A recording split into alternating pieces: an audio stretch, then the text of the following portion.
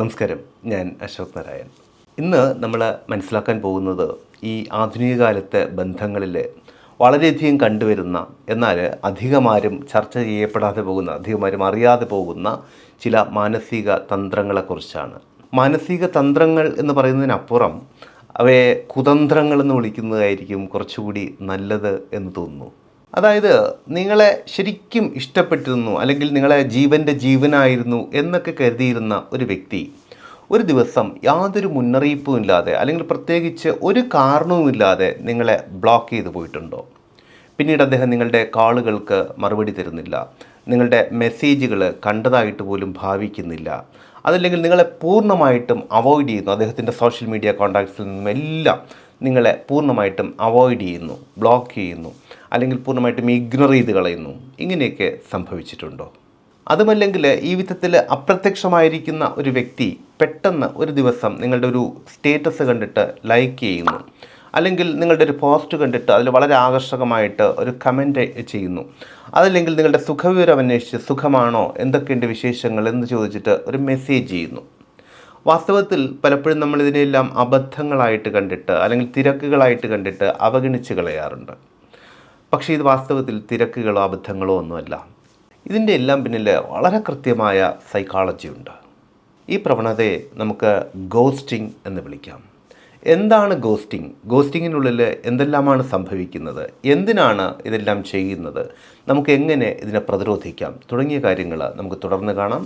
അപ്പോൾ വീഡിയോ ഒന്ന് ലൈക്ക് ചെയ്തുകൊണ്ട്, നിങ്ങൾക്ക് ഈ വിധത്തിലുള്ള അനുഭവങ്ങൾ ഉണ്ടായിട്ടുണ്ടെങ്കിൽ അതുകൂടി ഒന്ന് ഷെയർ ചെയ്തുകൊണ്ട് നമുക്ക് മുന്നോട്ട് പോകാം. ആദ്യം ശരിക്കും എന്താണ് ഗോസ്റ്റിംഗ്, അതുകൊണ്ട് എന്താണ് ഉദ്ദേശിക്കുന്നത് എന്ന് നമുക്ക് നോക്കാം. തുടക്കത്തിൽ സൂചിപ്പിച്ചതുപോലെ നമ്മളുമായിട്ട് വളരെ നല്ല ബന്ധത്തിലായിരുന്ന, ആഴത്തിലുള്ള, ഒരുപക്ഷെ പ്രണയത്തിലോ സൗഹൃദത്തിലോ സ്നേഹത്തിലോ ഇഷ്ടത്തിലോ ഒക്കെ ആയിരുന്ന ഒരു വ്യക്തി പെട്ടെന്നൊരു ദിവസം ഒരു മുന്നറിയിപ്പുമില്ലാതെ ഒരു പ്രേതം പോലെ മാഞ്ഞു പോകുന്നു. ഇതിനെയാണ് ഗോസ്റ്റിംഗ് എന്ന് വളരെ ലളിതമായിട്ട് പറയുന്നത്.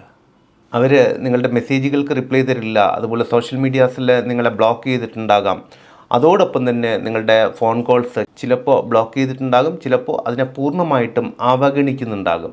എന്തു തന്നെയായാലും ഈ ലക്ഷണങ്ങളെല്ലാം നിങ്ങൾക്ക് ഒരു വ്യക്തിയിൽ നിന്ന് പ്രകടമാകുന്നുണ്ട് എങ്കിൽ വളരെ ശ്രദ്ധിക്കുക. അദ്ദേഹം നിങ്ങളെ ബോധപൂർവം തന്നെ ഒരുപക്ഷെ ഗോസ്റ്റിങ്ങിന് വിധേയമാക്കുന്നതായിരിക്കാം. ഇനി എന്തുകൊണ്ടാണ് ഇവർ ഈ വിധത്തിൽ ചെയ്യുന്നത്? അതിന് കാരണം നമ്മളിൽ ഭൂരിഭാഗം വ്യക്തികളും കോൺഫ്ലിക്റ്റ് അവോയ്ഡൻസ് ഉള്ളവരാണ്. കോൺഫ്ലിക്റ്റ് അവോയ്ഡൻസ് എന്ന് പറഞ്ഞാൽ ഒരു വ്യക്തിയോട് ഇഷ്ടമില്ല, അല്ലെങ്കിൽ താല്പര്യമില്ല, അവരോട് ചേർന്ന് പോകാൻ തോന്നുന്നില്ല. അങ്ങനെയാണെങ്കിൽ അത് നേർക്കുനേരെ പറയാൻ, നേരിട്ട് പറയാൻ ധൈര്യമില്ലാത്തവരാണ് കൂടുതൽ പേരും. അതിന് കാരണങ്ങൾ പലതും ഉണ്ടായേക്കാം എങ്കിൽ പോലും. അപ്പോൾ അങ്ങനെ വരുന്ന സമയത്ത് ആ വ്യക്തിയെ ഒഴിവാക്കാൻ വേണ്ടിയിട്ട്, ജീവിതത്തിൽ നിന്ന് താൽക്കാലികമായിട്ടെങ്കിലും മാറ്റി നിർത്താൻ വേണ്ടിയിട്ട് ചെയ്യുന്ന തന്ത്രപരമായിട്ടുള്ള ഒരു സൈക്കോളജിക്കൽ ടൂളാണ് ഈ പറയുന്ന ഗോസ്റ്റിംഗ്. ശരിക്കും ഇതിൻ്റെ ഇമ്പാക്റ്റ് എന്ന് പറയുന്നത്, ഇതിന് വിധേയമാകുന്ന വ്യക്തിയെ സംബന്ധിച്ചിടത്തോളം അവർ വല്ലാത്ത മാനസിക സമ്മർദ്ദങ്ങളിലേക്കും അതുപോലെ മാനസിക സംഘർഷങ്ങളിലേക്കുമെല്ലാം വഴുതി വീണു പോകും. മാത്രമല്ല വല്ലാത്തൊരു ആശയക്കുഴപ്പത്തിലാകും. ശരിക്കും എന്താണ് സംഭവിച്ചത്, ഈ വ്യക്തി എന്തുകൊണ്ടാണ് എന്നെ അവോയ്ഡ് ചെയ്യുന്നത് എന്ന് അവർക്ക് ഒരു എത്തും പിടിയും കിട്ടുന്നില്ല. എൻ്റെ ഭാഗത്താണോ തെറ്റ്, അല്ലെങ്കിൽ ഞാൻ എൻ്റെ ഏതെങ്കിലും ഒരു വാക്ക്, ഏതെങ്കിലും ഒരു പ്രവൃത്തി, അല്ലെങ്കിൽ ഏതെങ്കിലും ഒരു മെസ്സേജ് അയച്ചത് അയാൾക്ക് ഇഷ്ടപ്പെട്ടില്ലേ? ഇങ്ങനെ 1000 ചോദ്യങ്ങൾ സ്വയം ചോദിച്ചുകൊണ്ട്, ചിലപ്പോൾ സ്വയം തന്നെ കുറ്റപ്പെടുത്തിക്കൊണ്ടായിരിക്കും ഈ വിധേയനാകുന്ന വ്യക്തി ആ സമയത്ത് കാണപ്പെടുന്നത്. അവർക്ക് എത്രയൊക്കെ ചിന്തിച്ചാലും ഈ വിഷയത്തിലൊരു ക്ലാരിറ്റി കിട്ടില്ല. ശരിക്കും സംഭവിച്ചത് എന്താണ് എന്ന് ഒരു ക്ലാരിറ്റിയും കിട്ടില്ല. ഈ ക്ലാരിറ്റി കിട്ടാത്തത് അവരെ അസാധാരണമായിട്ടുള്ള മാനസിക അവസ്ഥയിലേക്ക് കൂപ്പുകുത്തിക്കും. ചിലപ്പോൾ ഉറക്കമില്ലായ്മ, അതുപോലെ തന്നെ ഭക്ഷണം കഴിക്കാൻ പറ്റായ്ക, ആരോട് സംസാരിക്കാൻ താല്പര്യമില്ലായ്മ, അതുപോലെ ജോലി ചെയ്യാൻ, അവരവരുടെ പ്രൊഫഷനിലെ ശ്രദ്ധിക്കാനുള്ള ഒരു മാനസിക അവസ്ഥയില്ലായ്മ, ഇങ്ങനെ ഒട്ടനവധി മാനസിക അസ്വസ്ഥതകളിലേക്ക് ഈ വിക്ടിം, അല്ലെങ്കിൽ ഈ വിധേയനാകപ്പെടുന്ന വ്യക്തി വളരെ പെട്ടെന്ന് തന്നെ വഴുതി വീണു പോകും. ഇനി ഇതിനൊരു അടുത്ത വശം കൂടിയുണ്ട്, ഓർബിറ്റിംഗ്. ഓർബിറ്റിംഗ് എന്ന് പറഞ്ഞാൽ ചിലരെല്ലാം നിങ്ങളെ ഗോസ്റ്റ് ചെയ്തതിന് ശേഷം അവർ പൂർണ്ണമായിട്ടും നിങ്ങളെ ഇട്ടേച്ച് പോവില്ല, മറിച്ച് നിങ്ങളിങ്ങനെ വട്ടമിട്ട് പറക്കും. അതായത് ഈ ആകാശത്തിലെ കോഴിക്കുഞ്ഞുങ്ങളെയൊക്കെ നോക്കി നിരീക്ഷിച്ചുകൊണ്ടൊരു പരുന്ത് ഇങ്ങനെ പറന്നു പോകില്ലേ, പറക്കാറില്ലേ, അതുപോലെ ഇവരും പറക്കും. ഈ നിരീക്ഷണത്തിനെയാണ്, അല്ലെങ്കിൽ ഈ വട്ടമിട്ട് പറക്കലിനെയാണ് ഓർബിറ്റിംഗ് എന്ന് പറയുന്നത്. ഓർബിറ്റിങ്ങിൻ്റെ ലക്ഷണങ്ങൾ കേട്ടാൽ വളരെ രസകരമാണ്. അവർ നിങ്ങൾക്ക് നേരിട്ട് മെസ്സേജ് അയക്കുകയോ നിങ്ങളെ ഫോൺ ചെയ്യുകയോ ഒന്നും ചെയ്യില്ല.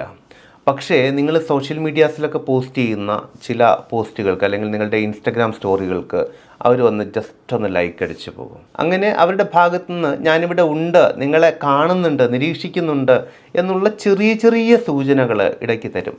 അപ്പോൾ ഈ ഗോസ്റ്റിങ്ങിന് വിധേയമാകുന്ന വ്യക്തിയെ സംബന്ധിച്ചിടത്തോളം ഇത് ചെറിയ പ്രതീക്ഷകൾ കൂടിയാണ്. അതായത് കൂരിരുട്ടിൽ അകപ്പെട്ടിരിക്കുന്ന ഒരു വ്യക്തിയുടെ മുന്നിലേക്ക് നീട്ടപ്പെടുന്ന ഒരു കുഞ്ഞ് കനൽത്തരിയായിട്ട്, അല്ലെങ്കിൽ ഒരു ചെറിയ നറുവെളിച്ചമായിട്ട്, ഒരു തിരുനാളമായിട്ട് പലപ്പോഴും അവരിതിനെ തെറ്റിദ്ധരിക്കാറുണ്ട്. ഈ വ്യക്തി മടങ്ങി വരുന്നതിൻ്റെ സൂചനയാണ് എന്നൊക്കെ കരുതിയിട്ട്. വാസ്തവത്തിൽ അങ്ങനെയല്ല. അവർ മടങ്ങി വരാൻ വേണ്ടിയിട്ട് അല്ല ഇങ്ങനെ ചെയ്യുന്നത്. ഇതിൻ്റെ പിന്നിലും കൃത്യമായിട്ടുള്ള ഒരു മനഃശാസ്ത്രമുണ്ട്. ഈ മനഃശാസ്ത്ര തത്വത്തെ നമുക്ക് ഫോമോ എന്ന് വിളിക്കാം. FOMO. ഫോമോ എന്ന് പറഞ്ഞാൽ ഫിയർ ഓഫ് മിസ്സിങ് ഔട്ട്. ഇതാണ് അതിൻ്റെ ഫുൾ ഫോം. അതായത് വാസ്തവത്തിൽ നിങ്ങളെ അവർക്ക് നഷ്ടപ്പെടുത്താൻ അത്ര ഒരു താല്പര്യമില്ല. എന്നാൽ അത് കേട്ട് ആനന്ദിക്കുകയും വേണ്ട, അപ്പോൾ അവർക്ക് എന്നെ വേണമല്ലേ എന്ന് കരുതണ്ട. മറിച്ച് അവർക്ക് നിങ്ങളൊരു ബാക്കപ്പ് പ്ലാൻ മാത്രമാണ്. അതായത് ഈ വാഹനങ്ങളുടെ പിന്നിൽ എക്സ്ട്രാ ഒരു ടയർ ഫിറ്റ് ചെയ്തിരിക്കില്ലേ, അതിനെന്തോ ഒരു പേരും പറയും. ആ പേര് അറിയുന്നവരൊന്ന് കമൻറ്റ് ചെയ്തേക്കും കേട്ടോ. ഏകദേശം ഇതുപോലൊരു ബാക്കപ്പ് പ്ലാൻ മാത്രമാണ് അവർക്ക് നിങ്ങൾ. അതിനും വ്യത്യസ്തങ്ങളായിട്ടുള്ള കാരണങ്ങളുണ്ടാകാം. ഒരുപക്ഷെ അവർ മറ്റ് ബന്ധങ്ങളിൽ പെട്ടിട്ടുണ്ടാകാം. അതുമല്ലെങ്കിൽ തൽക്കാലം ഒരു ബ്രേക്കപ്പ് എടുത്തിട്ടുണ്ടാകാം. പക്ഷേ ബ്രേക്കപ്പ് എന്ന് പറയുമ്പോൾ നിങ്ങളോട് പറഞ്ഞിട്ട് പോവില്ല. നിങ്ങളോടത് പറഞ്ഞിട്ട് പോയാൽ നിങ്ങളും മറ്റൊരു പ്ലാൻ തേടി പോയേക്കാം. അതിന് അവർ ചിലപ്പോൾ താല്പര്യപ്പെടില്ല. ഇവിടെ വെറുമൊരു ബാക്കപ്പ് പ്ലാൻ മാത്രമായിട്ടാണ് അവർ നിങ്ങളെ കാണുന്നത്. അതുകൊണ്ട് മാത്രമാണ് നിങ്ങളുമായിട്ട് അവരൊരു ബന്ധവും ആഗ്രഹിക്കുന്നില്ല എങ്കിൽ പോലും നിങ്ങളെ വെറുതെ ഒന്ന് നിരീക്ഷിച്ചു കൊണ്ടിരിക്കുന്നത്. അത് വാസ്തവത്തിൽ നിങ്ങളോടുള്ള സ്നേഹമോ ഇഷ്ടമോ പ്രണയമോ ഒന്നും കൊണ്ടല്ല. കേവലം ഒരു ബാക്കപ്പ് പ്ലാൻ, അല്ലെങ്കിൽ കേവലം ഒരു ക്യൂരിയോസിറ്റി, അത്രയൊക്കെ ഉള്ളൂ. ഇനി ചില സാഹചര്യങ്ങളിൽ ഇതിന് ഒരു അടുത്ത ഘട്ടമുണ്ട്. ഈ ഘട്ടത്തെ നമുക്ക് ബ്രെഡ് ക്രംബിംഗ് എന്ന് പറയാം. ഇനി എന്താണ് ബ്രെഡ് ക്രംബിംഗ് എന്നല്ലേ, അതിലേക്ക് നമുക്ക് വരാം. അതായത് ഇത്രയും നാൾ ആഴ്ചകളോളമോ മാസങ്ങളോളമോ ഒക്കെ നിങ്ങളുമായിട്ട് ഒരു ബന്ധവുമില്ലാതിരിക്കുന്ന ഇവർ ചിലപ്പോൾ പെട്ടെന്നൊരു ദിവസം നിങ്ങൾക്കൊരു മെസ്സേജ് ചെയ്യും. സുഖമാണോ, അല്ലെങ്കിൽ ഗുഡ് മോർണിംഗ്, ഇപ്പോൾ എവിടെയാണ് എന്ന് ചോദിച്ചിട്ട് ഒരു മെസ്സേജ് ചെയ്യും. ഈ മെസ്സേജ് കാണുമ്പോൾ ശരിക്കും ഏതോ ഒരു പരസ്യത്തിൽ പറയാറില്ലേ, മോനെ മനസ്സിൽ ലഡു പൊട്ടി എന്ന്.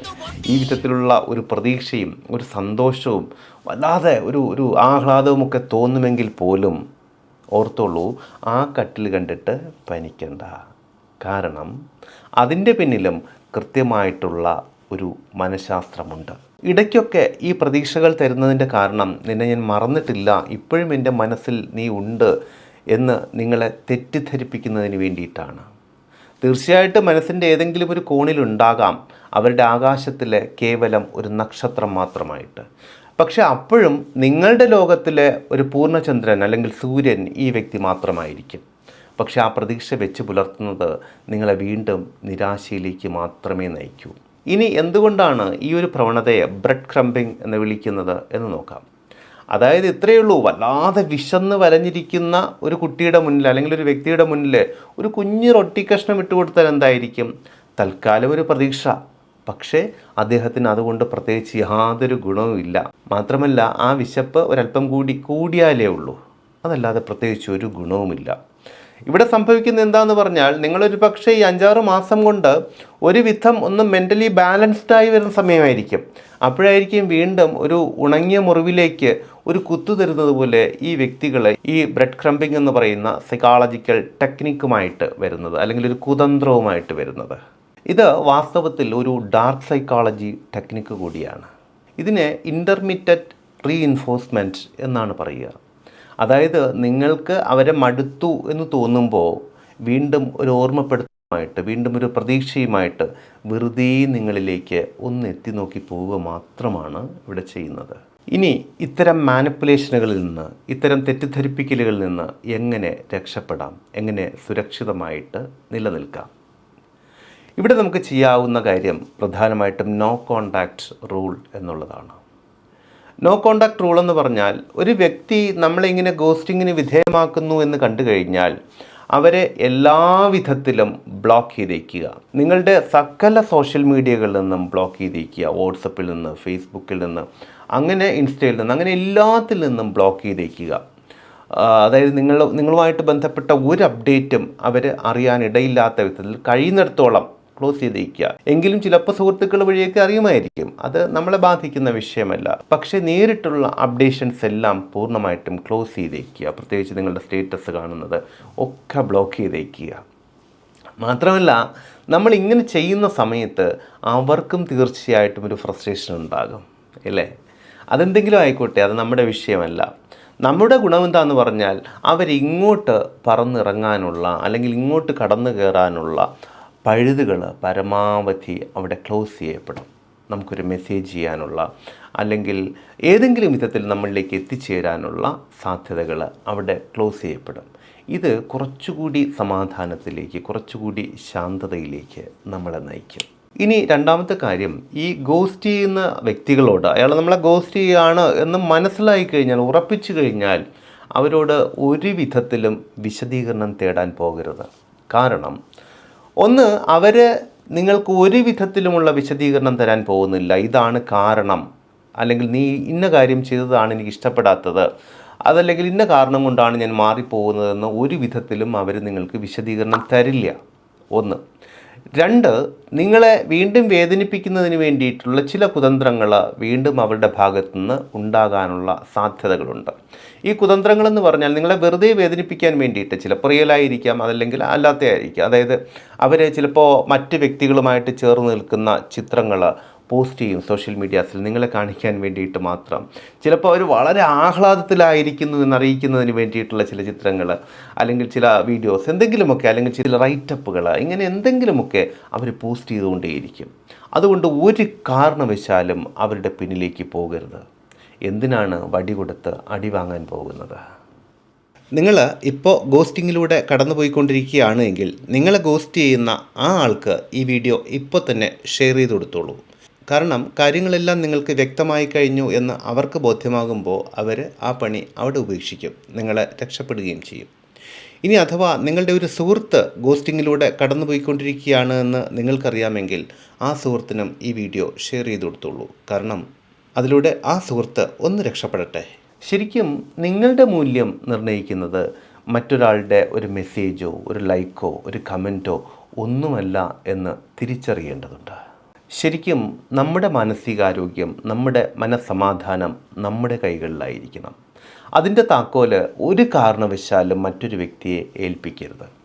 ഈ വിധത്തിലുള്ള കുതന്ത്രങ്ങൾ, അതായത് ഡാർക്ക് സൈക്കോളജിയിലെ വിവിധ തന്ത്രങ്ങൾ ബോധപൂർവമോ അല്ലാതെയോ വ്യക്തികൾ മറ്റുള്ളവരെ വലയിലാക്കാൻ വേണ്ടിയിട്ട്, അല്ലെങ്കിൽ മറ്റുള്ളവരെ സ്വാധീനിക്കാനോ വേദനിപ്പിക്കാനോ വേണ്ടി ഉപയോഗിക്കുന്ന വിവിധ തന്ത്രങ്ങളെ ഉൾക്കൊള്ളിച്ചുകൊണ്ടുള്ള ചില വീഡിയോ സീരീസുകളും ചില പരിശീലനങ്ങളുമൊക്കെ ചെയ്യാൻ താല്പര്യപ്പെടുന്നുണ്ട്, അതിനെക്കുറിച്ച് ആലോചിക്കുന്നുണ്ട്.